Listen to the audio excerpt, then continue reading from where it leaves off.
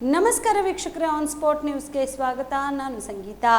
ಗಾಜಿಯಾದಲ್ಲಿ Palestine ನಾಗರಿಕರ ಮೇಲೆ Israel ದಾಳಿ ಖಂಡಿಸಿ ಕಲಬುರಗಿ ನಗರದಲ್ಲಿ students Islamic organisation of India ಸಂಘಟನೆ ವತಿಯಿಂದ ಪ್ರತಿಭಟನೆ ಮಾಡಲಾಯಿತು.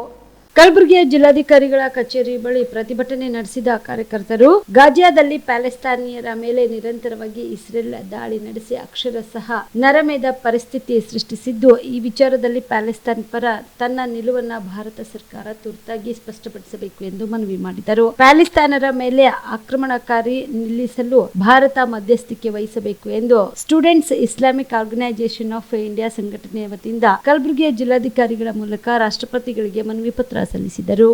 ಕಳೆದ 8 ತಿಂಗಳಿಂದ ಕಳೆದ ವರ್ಷದ ಅಕ್ಟೋಬರ್ ಇಂದ ಸತತವಾಗಿ ಇಸ್ರಾಯೇಲ್ ತಂಡಗಳು, ಇಸ್ರಾಯೇಲ್ ದೇಶದ ಮಿಲಿಟರಿಗಳು ಫಲಸ್ತೀನ್ ದೇಶದ ಜನರ ಮೇಲೆ, ಫಲಸ್ತೀನ್ ದೇಶದ ಇನ್ನೋಸೆಂಟ್ ಜನರ ಮೇಲೆ, ಕೇವಲ ಜನರಲ್ಲ ಅದರ ಜೊತೆ ಮಕ್ಕಳ ಮೇಲೆ, ಹೆಂಗಸರ ಮೇಲೆ ದಾಳಿ ಮಾಡಿದೆ. ಇಲ್ಲಿವರೆಗೆ ಕಳೆದ 8 ತಿಂಗಳಲ್ಲಿ 37,000ಕ್ಕಿಂತ ಜಾಸ್ತಿ ಜನರನ್ನು ಕೊಂದು ಹಾಕಿದೆ. ಅದರಲ್ಲಿ 25,000ಕ್ಕಿಂತ ಜಾಸ್ತಿ ಚಿಕ್ಕ ಮಕ್ಕಳನ್ನು ಕೊಳ್ಳು ಹಾಕಿದೆ. ಅದಕ್ಕೆ ನಾವು ಇವತ್ತು ಇಸ್ರಾಯೇಲಿನ ತಪ್ಪು ದೇಶವನ್ನು ನಾವು ಇದರಲ್ಲಿ ಡೌನ್ ಮಾಡೋಕ್ಕೆ ಬಂದಿದ್ದೇವೆ. ಅದೇ ಥರ ಫಲಸ್ತೀನ್, ನಮ್ಮ ಭಾರತ ದೇಶವು ಗಾಂಧೀಜಿಯವರ ದೇಶ ಆಗಿದೆ. ಭಾರತ ದೇಶವು ಗಾಂಧೀಜಿಯವರ ಸಿದ್ಧಾಂತದ ಮೇಲೆ ಬೆಳೆದಿರುವ ದೇಶವಾಗಿದೆ. ಗಾಂಧೀಜಿಯವರು ಹೇಳಿದ್ದಾರೆ, ಯಾವ ಥರ ಬ್ರಿಟಿಷರಿಗಾಗಿದೆ, ಯಾವ ಥರ ಫ್ರಾನ್ಸಿಸಿ ಅವರಿಗೆ ಆಗಿದೆ, ಅದೇ ಥರ ಫಲಸ್ತೀನ್ ದೇಶವು ಫಲಸ್ತೀನವರಿಗೆ ಮಾತ್ರ ಆಗಿದೆ. ಅದರ ಮೇಲೆ ಇಸ್ರಾಯೇಲ್ ದೇಶದ ಯಾವುದೂ ಹಕ್ಕಿಲ್ಲ, ಇಸ್ರಾಯೇಲ್ ಜನರ ಯಾವುದೂ ಹಕ್ಕ ಇಲ್ಲ, ಯುರೋಪ್ ದೇಶದ ಯಾವುದೂ ಹಕ್ಕಿಲ್ಲ. ನಾವು ನೋಡ್ತಾ ಇದ್ದೀವಿ, ಅಮೆರಿಕ ಹಾಗೂ ಸಾಕಷ್ಟು ಯುರೋಪ್ ದೇಶಗಳು ಇಸ್ರಾಯೇಲನ್ನು ಸಪೋರ್ಟ್ ಮಾಡ್ತಾ ಇದೆ, ಇಸ್ರಾಯೇಲನ್ನು ಫಂಡ್ ಮಾಡ್ತಾ ಇದೆ, ಇಸ್ರಾಯೇಲನ್ನು ಮಿಲಿಟರಿ ಏಡ್ ಕೊಡ್ತಾ ಇದೆ. ಅದು ಏಡಿಂದ ಇಸ್ರಾಯೇಲ್ ಚಿಕ್ಕ ಮಕ್ಕಳನ್ನು ಕೊಂತಾ ಇದೆ, ಚಿಕ್ಕ ಮಕ್ಕಳನ್ನು ಕಟ್ತಾ ಇದೆ. ಅದನ್ನು ನಾವು ನಿಲ್ಲಿಸಲು ಭಾರತ ದೇಶಕ್ಕೆ ಅರ್ಜಿ ಕೊಟ್ಟಿದ್ದೇವೆ. ಭಾರತ ದೇಶವು ಇಸ್ರಾಯೇಲ್ ದೇಶದ ಜೊತೆ ಯಾವುದೇ ತರಹದ ಸಂಬಂಧ ಇರಲಿ, ಅದು ಡಿಪ್ಲೊಮ್ಯಾಟಿಕ್ ರಿಲೇಶನ್ಶಿಪ್ ಆಗಿರಲಿ, ಅದು ಮಿಲಿಟರಿ ರಿಲೇಶನ್ಶಿಪ್ ಆಗಿರಲಿ, ಅದು ಯಾವುದು ಟ್ರೇಡ್ ರಿಲೇಷನ್ ಆಗಿರಲಿ, ಅದು ಎಲ್ಲ ರಿಲೇಶನ್ಶಿಪ್ಗಳನ್ನು ಇವತ್ತು ನಿಲ್ಲಿಸಬೇಕಾಗಿದೆ. ಭಾರತ ದೇಶವನ್ನು ಇಸ್ರಾಯೇಲ್ ಜೊತೆ ಎಲ್ಲ ತರಹದ ಸಂಬಂಧಗಳನ್ನು ನಿಲ್ಲಿಸಬೇಕಾಗಿದೆ.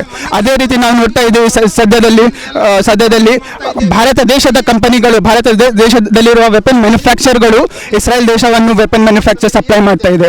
ಆ weapon manufacture company Adani enterprises ಆಗಲಿ, ಅದೇ ಥರ ಯಾವುದೇ ಕಂಪನಿ ಆಗಲಿ, ಅದು ಆ ಕಂಪನಿಗಳನ್ನು ಇಸ್ರಾಯೇಲ್ ದೇಶಕ್ಕೆ ಯಾವುದೇ ತರಹದ ವೆಪನ್ಗಳನ್ನು ಕೊಡಕ್ಕೆ ಬಿಡಬಾರ್ದು ಭಾರತ ಸರ್ಕಾರವು. ಅದೇ ಥರ ಭಾರತ ಸರ್ಕಾರವು ಕಂಪ್ಲೀಟ್ ಸೀಸ್ ಫೈರ್, ಗಜಾದಲ್ಲಿ ಆಗಿತ್ತು ದೇಶದಲ್ಲಿರುವ ಕಂಪ್ಲೀಟ್ ಸೀಸ್ ಅನ್ನು ಡಿಮಾಂಡ್ ಮಾಡಬೇಕು. ಯಾವುದೇ ಇಂಟರ್ನ್ಯಾಷನಲ್ ಕೌನ್ಸಿಲರಲ್ಲಿ, ಇಂಟರ್ನ್ಯಾಷನಲ್ ಬಾಡಿಗಳಲ್ಲಿ ಬೇಕಾದರಲ್ಲಿ ಅದನ್ನು ಭಾರತ ದೇಶವನ್ನು ಪ್ರೆಷರೈಸ್ ಮಾಡಿ ಅದನ್ನು ನಿಲ್ಲಿಸಬೇಕಾಗಿ ನಾವು ಭಾರತ ದೇಶವನ್ನು ಇಲ್ಲಿ ನಾವು ಗುಲ್ಬರ್ಗ ಜಿಲ್ಲೆಯಲ್ಲಿ ನಿಂತು ಭಾರತ ದೇಶಕ್ಕೆ, ಭಾರತ ಸರ್ಕಾರಕ್ಕೆ, ರಾಷ್ಟ್ರಪತಿಗೆ, ಪ್ರಧಾನಮಂತ್ರಿಗೆ ಅರ್ಜಿ ಕೊಡ್ತಾ ಇದ್ದೀವಿ. ಧನ್ಯವಾದಗಳು.